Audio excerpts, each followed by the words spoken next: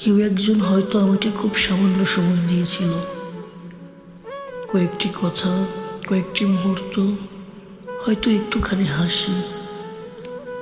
তখন বুঝিনি সেটি কেবল ক্ষণিকের উপস্থিতি।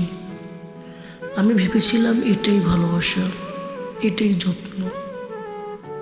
আজও সেই সময়টুকু আমি হৃদয়ের কোণে আগলে রেখেছি, যেন পুরনো চিঠির ভাজে রাখা শুকনো ফুলের মতো। অন্য কারো কাছে হয়তো তুচ্ছ, কিন্তু আমার কাছে তা অমূল্য। কারণ সেই সামান্যতেই আমি খুঁজে পেয়েছিলাম আপন হওয়ার অনুভব।